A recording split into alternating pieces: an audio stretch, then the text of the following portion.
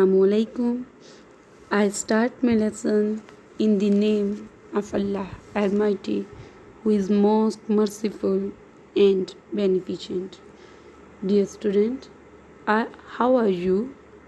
I hope you are fine. This is an English lecture, class 8.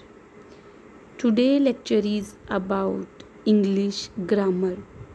My title is Noun and its types. Let's start the learning. First of all, I define what is a noun. Noun means ism. Noun means ism. Noun is a naming word. Noun से मुराद एक नाम वाला इस्म है, यानी ये एक नाम देता है लफ्ज़. It is a word used as the name of a person, a thing, a place और एन आइडिया. नाउन ऐसा शख्स है जो किसी शख्स, जगह, चीज़ या ख्याल के नाम के तौर पर इस्तेमाल हो. ख्याल के नाम के तौर पर इस्तेमाल हो. For examples, Ali, school, chair, beauty and happiness etcetera. Ali is the name of a person, school, name of place, chair, name of thing, beauty, and happiness, name of a state or an idea or condition. Let's learn about the types of noun. Types of noun means noun की इकसाम. Here are some types of noun are mentioned by name. First one is proper noun and the second one is common noun. Next, material or concrete noun, abstract noun, collective noun, countable noun, uncountable noun, singular and plural noun. Let's elaborate or define each type of noun one by one with definitions and examples. Dear student, let's move on to the next page. Noun and its types. नाम और noun यानी इस्म और इसकी इकसाम. The first type of the noun is proper noun. Proper noun, the name of a particular person, place, thing or an idea is called proper noun. Proper noun किसी ख़ास particular ख़ास जगह, शख्स, जगह, चीज़ या फिर किसी ख्याल का नाम है और इसे प्रॉपर नाउन कहते हैं.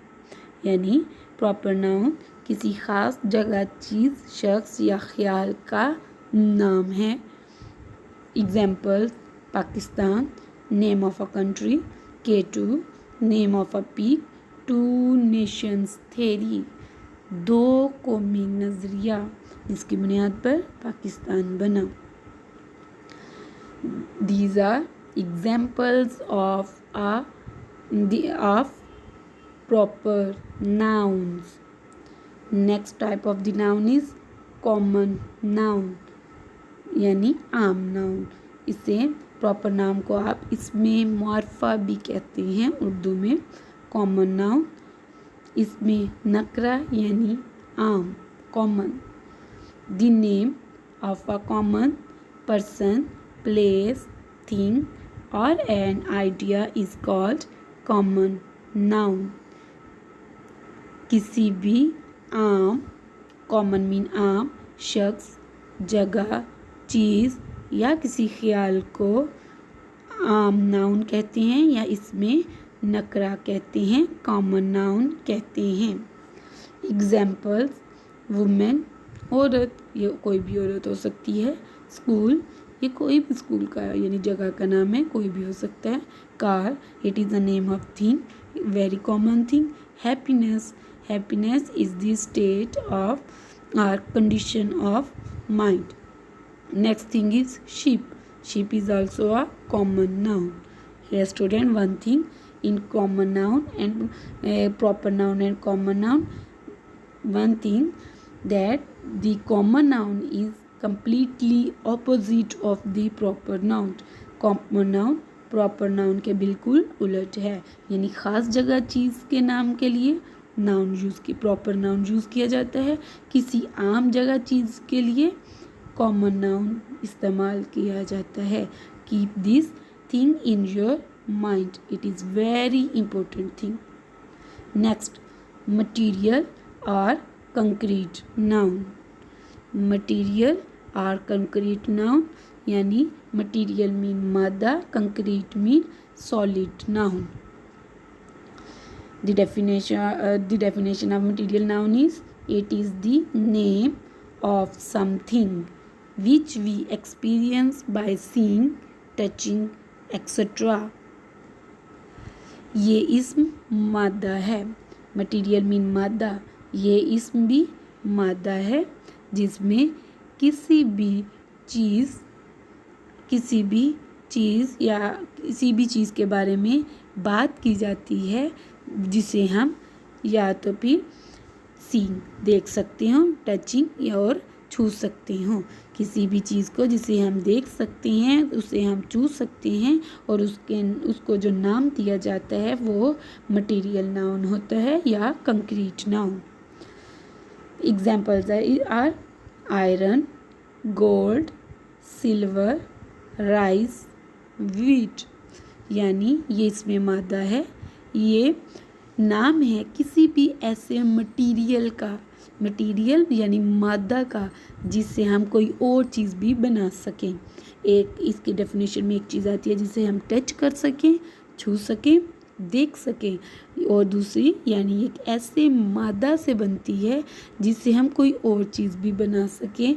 फॉर एग्जांपल आयरन, आयरन लोहे को कहते हैं और हम इससे कई तरह के औजार बनाते हैं। गोल्ड, सोना, it is also a name of a material. Very pure and precious material is gold. Gold, सोने से हम क्या बनाते हैं, हम इससे जेवर बनाते हैं। एंड सिल्वर, चांदी, चांदी भी एक कीमती धात है लेकिन ये सोने से कम कीमती होती है, इससे भी हम मुख्तलिफ तरह के जेवर बनाते हैं। Next thing is rice. Rice mean चावल, चावल यानी जिसे हम खाते हैं और ये एक मटेरियल है जो खाने के तौर पर इस्तेमाल होता है। और व्हीट, गंदुम, ये भी एक मटेरियल है जो हम खाते हैं और ये इसमें मादा है। हम इसके तरह तरह के पकवान बनाते हैं। Here we can an other example that is wood. It is very common example. Wood भी इसमें मादा है, हम इससे फर्नीचर बनाते हैं। We use wood to make furniture. Next type of the noun is abstract noun. Abstract noun, let's define the abstract noun. It is the name of something which we experience as an idea, not by seeing, touching.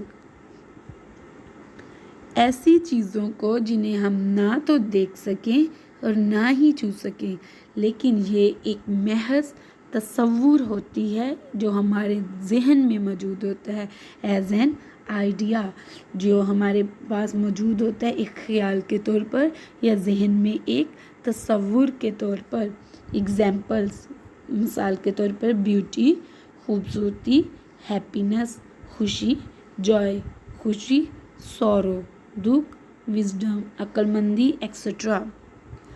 Dear student, abstract noun is completely opposite of the material noun or concrete noun. Abstract noun जो है वो concrete noun या abstract noun के मुकम्मल एक opposite noun है या opposite noun की एक किस्म है, जिसमें जैसे कि मटेरियल एंड कंक्रीट नाउन में हम चीज़ को छू सकते हैं, टच कर सकते हैं, उसका मटेरियल बयान कर सकते हैं, लेकिन इन abstract noun we can not touch, we can not see the material, it's just a frame of mind और just an opinion idea. For example beauty, खूबसूरती, खुशी हम नहीं बता सकते क्योंकि चीज़ें अगर खूबसूरत है या फिर अगर हमें कोई खुशी है या हम बहुत ज़्यादा खुश हैं, गमगीन हैं या अक्लमंद हैं, तो वो कितनी ज़्यादा तादाद में है, उसकी मिकदार कितनी है, वो किस मटेरियल की बनी हुई है, हम वो नहीं बता सकते और ना ही उसे नाप सकते हैं, ना ही उसकी पैमाइश कर सकते हैं.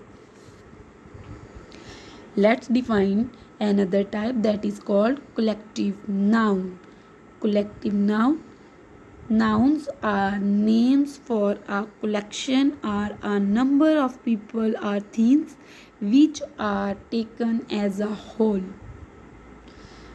कलेक्टिव नाउन से मुराद ऐसे नाम होते हैं जो कि मुख्तलिफ मजमूओं के लिए या फिर बहुत सारे लोगों या बहुत सारी चीज़ों की मिकदार के लिए या के मजमूए के लिए इस्तेमाल किया जाता है, उसकी तादाद के लिए इस्तेमाल किया जाता है और उस तादाद को एक यूनिटी, एक इकाई के तौर पर शो किया जाता है.